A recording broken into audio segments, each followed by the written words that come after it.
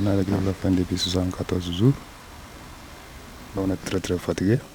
Ce n'est pas une seule personne qui se fatigue, c'est tout le monde. Il y a des gens qui sont perdus presque 16-17 kilos. Vous pesez combien?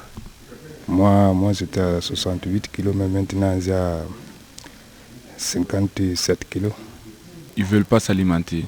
Donc, c'est pas à moi de leur dire de s'alimenter parce qu'il y a 74 jours de grève de la faim que le gouvernement refuse de céder de nulle part.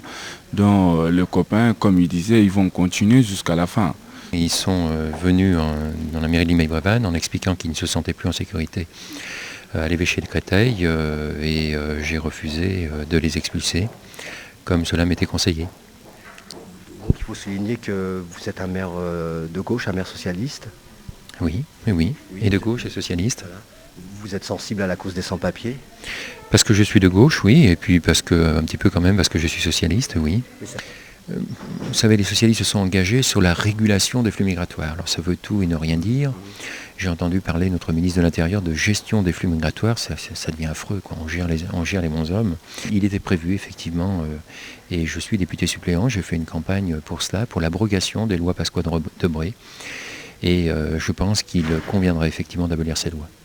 À replonger dans la clandestinité 63 000 personnes, c'est en même temps faire la démonstration, au contraire de ce que l'on peut entendre aujourd'hui, que l'on peut vivre en toute clandestinité dans ce pays et ainsi être un appel d'air vis-à-vis de l'immigration.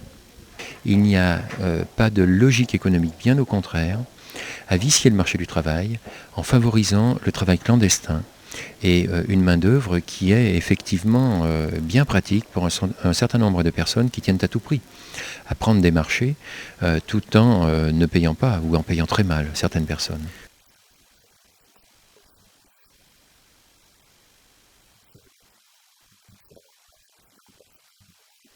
Vous avez peur? Non, on ne perd jamais. On va continuer jusqu'à bout. Au risque de votre vie? On a dépassé cette place-là déjà, puisque depuis on est arrivé à 60 jours, on a décidé qu'on ne laissera jamais si on ne trouvait pas de papier.